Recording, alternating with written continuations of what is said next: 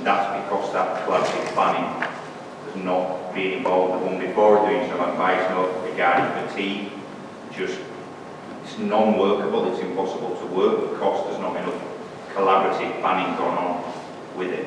And I just think it's just vital before these directives are put out there that the correct people are involved in them. Well, as you said, we have been changing, like you and another gentleman mentioned before, we even identify we have a customer. Many customers. So we are, going slowly, but again, to make it more inclusive, I think would go a long way to help us prevent some of these things. Anyway. I think answer C goes very well in the industry answer. I think us as an industry are saying we want to educate drivers how to drive with an LTL and how we do it. And I did this from a blank piece of paper saying actually, from a driver perspective, they don't want to have to think about narrow lanes or the HGV on the inside or 150. For them, driver satisfaction is all about having a journey where they don't have to think about things. And the more we put things in place that they don't have to think, then that's when we turn a satisfied driver to a dissatisfied driver. Even no matter how much we educate them, the more things we put in place in terms of TM, which actually takes away from the standard journey straight away, will be a dissatisfied driver. But this, from my understanding of this, it's not about looking at it from a satisfied driver point of view. It's about being able to work safely, and our operatives that are out there on the network, about controlling that. These people who don't understand roadworks or contraflows, they're the ones that are colliding with our guys that are out on the network. We have a plaque at West Auckland, don't we, Cliff? Three plaques. Guys have been killed on the network. Guys have been killed by people on the motorway. I agree with that. I think as well, the more things we have to think about, the more lapses they make in concentration. So again, I've been down the M6 Smart Street where it's now over lanes, doing 50 mile an hour, but HGVs you can't overtake because they're doing the same speed. And you have to protect the two, you constantly doing that and driving, which means you're not doing some things you don't actually do. So I think by putting people in that environment, straight away they're a bit more on edge and there's more likely to have a crash potentially. So I think, although my focus on customer satisfaction, I suppose that KPI, I know a lot of this is about safety, but the two are quite heavily linked. I think the key for me comes back to communication again. How many drivers would you speak to and they'd be able to explain what smart motorways is about? Not many, unless you're involved in the industry. So there's a reason that we're doing smart motorways. We talk a lot in the UK about we need to improve productivity, good infrastructure, good road networks, etc. is going to be an impact of that. We talk about safe drivers, safe journeys. All these things have to be communicated of. There's a reason behind this, but a lot of times when people get onto those networks or onto motorways and they're entering smart motorways as an example, it's just frustrating because there's roadworks out there, some people working on it. So the whole communication has failed from the start for me. We should have been talking about what smart motorways were and programs like that a lot more than we have in the public domain. Because I guarantee if I went out and asked 100 drivers today, I'd say no more than 5 could explain to you what smart motorways is about. You don't think our industry is a lot slower to react? 25 years ago you were using little codes, and all we've done is launch a bigger code. We're still using plastic codes, and that's our innovation. We're really proud of that. We're really, really poor. You're talking aviation, the things they're doing, trains, we're much better, much faster. What are we doing? We're bigger plastic codes. The way that's I look all at we've done. I think we've been so slow to react to traffic volumes, people who drive cars, people who drive wagons, people going from different countries, the way they're driving. We haven't reacted to it quick enough. I think we've been so slow. And if this was an industry like if me and Stu come from a car industry, we would have improved week by week. We've run it up with a loop to it, maybe we change it, maybe we get better. But all we've done is a big code. Yeah, we remove lamps. That made it safer. I know it's made it less manual handling. We put some near-side signage just on the near side. That's less manual handling. We're doing all this for our own guys, for the general public. They know nothing about this. They just drive past, don't even see a side and near side. If there's a wagon there, they just carry on. And I understand what this gentleman says. He goes through a contraflow, they're panicking. There again, that's indication. Sit down with them.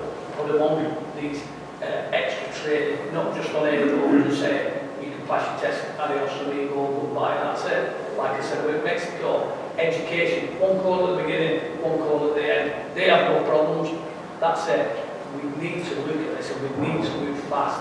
I think everything else around us is moving fast and we're not. That is motorways. Great thing. On the new basis, really, we started working on the network. I'm at Princeton, a lot of friends. What you're doing, you're making a mess all on the M60. No, we're doing managed motorways. No one you can play with these stuck in traffic. This is what we're going to do. Does that mean? Well, it's an extra lane they have shown them. What's not there shown us for when we break down? There again, we're not educating people, we're not telling them. So I think we should do, we need to step up again, instead of just crawling down here. A couple of points there for me. You talk about innovation. Biggest miss for me, I've been in this industry 11 years, 12 years, coming from aerospace automotive. Innovation has a lot of opportunities in those type of industries, from machinery, technology, etc. We struggle a little bit with that in construction, but the one thing that we can innovate around is our people, collaboration, the knowledge and experience within our industry. I get 10 people in a room and I'm talking to 250, 300 G's worth of experience, but we don't use it very much, we don't allow it to come to the fore. So picking up on this gentleman's comment about collaboration, you know, we talk about collaborative planning maybe at a site level, but collaboration around these strategies that we're put together as an industry is massively important. The communication of those strategies is massively important. And that's the key thing for me that we forget sometimes in this industry, and it becomes so frustrating for someone like my experience, my knowledge where I've come from, to have these conversations every year, every framework I get involved with, every discussion I have. We all recognise that the innovation will come from our people. So get them involved then. Oh, can't do that. Why? I think it's great that these sort of sessions where we turn the spotlight in yourselves and contemplating where things can improve and where things are going on. I think that's great. The downside is it can become a bit of a self-persecuting session, and at the risk of patronising Highways England, you are streets ahead of people like Network Rail or organisations like Network Rail just by doing this, because I'm the same with some of the utility infrastructure managers. You're miles ahead of them, so don't knock yourselves too much. The very fact that you're wanting to improve and that you're looking at this with your supply chain, with academia, is good. Perhaps we need very smart cars, a part of smart roads as well. I mean, smart cars which can get a good communication with roads. You know what I mean? For example, smart cars, when I'm talking about smart cars, not just about pollution, about fuel or something like that. A smart car, instead of using smartphones, you get information about traffic. Smart cars can get information directly about from the roads. And even roads can direct them to the right line. For example, if there are two lines and like 100 yards ahead of the traffic, the roads can direct them to the right lines, because if just we just say the drivers, there is a traffic. Some drivers, they don't listen. That's why we get problems in all these roads, because some drivers, they don't listen. Just back to the point about education. Education is a good idea, of course. Even a smartphone, when you buy a smartphone for your children, you tell them how to use that. But yesterday I was listening to a radio, and it was a program about teenager gamblers. They use phones and they gamble without their parents knowing about that. And which parents wants children gamble with and use these smartphones for that? So even drivers, the point is not to just penalty and give them a fine or fine them, but the point is to teach them how to use the technology, how to drive safely. So, I mean, perhaps we need a new car with which is more smarter than now, and they can get a connection with smart roads. Can I add something? Since we are talking about a lot bit about educating road users and communicating with people, so if highways have done something good and they are starting a new initiative, are you putting it just on your Facebook page and Twitter, or are you taking it to the television as well? Now, if you are taking it to the television, which has of course a bigger audience, are you just putting it for the English channels? Of course, there are so many channels operated in the UK for people speaking different languages. So are you communicating your message, are you spreading your message to each and every person? Not every road user is English, of course. There are people from different countries, they watch different TV channels, they listen to different radio stations. So are you taking account of that? Yeah, well, I can't, I'm not speaking from a very knowledgeable position, not being part of the communications team, but we've certainly got a couple of TV adverts out at the moment that are not, I don't know if they're on kind of like live scheduled TV, but certainly if you're watching my TV catch-up, you will see that whether or not they've extended that to kind of diversify the channel range that they're using, I can't honestly say. It's certainly something we should be thinking about. And I know years gone by, we always used to be putting material out at ports in multiple different languages. A couple of that range of languages should be extended now. So I'm sure it's something that's being considered, but I'm equally sure there's a lot more that we could do. The way the communication is changing so much. You talk about watching TV there, how many young kids, how many people watch TV, you don't anymore. You don't watch live TV, or very rarely. You watch catch-up TV, you watch what you record. So obviously, procedural methods for communicating has to be modern way of thinking. You know, it's not just Facebook. You kids tend not to use Facebook now. It's Snapchat and things like that. There's other ways of communicating. You know, the younger people need to be involved in that, in helping us get that message across. So this is a key thing for me when we talk about digital construction. Everyone thinks about BIM. For me, it combines all these types of things that we should be looking at, how we're actually using digital technology within the construction sector. It's a massive important thing. My conversations I have as consultants, and people say, I want a bit of BIM, when we talk about your digital construction strategy, because it's more than that. It's not just about maybe the design software that you might be thinking about, there's other things that you need to use it for. Because as you say, most people access information about your company, your organisation, your operations, what you do, through that digital world. So we have to wake up, apart from smell of coffee. Okay. Our next question will be in regards to safety. So how could the incidence of drivers incursions be reduced?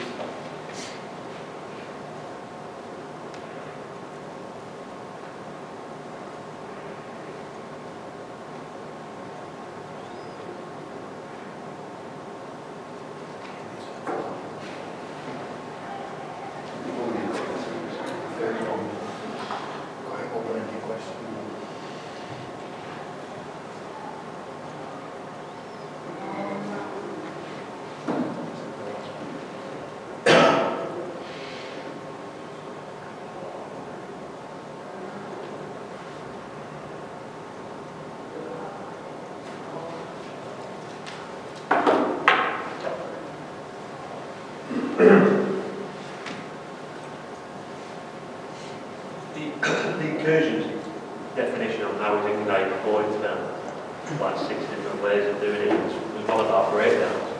The majority of the breakdowns on our scheme are incursions as they fall into the work area. So it's a little bit, we need to define what is an incursion. Someone breaking down to a hard shoulder, we call that. Or is it an incursion where someone's intentionally drove into it, trying to cut through something? I think there's a massive difference between the two. I think there's about 4 or 5 different categorisations of incursions. Some intentional, some unintentional.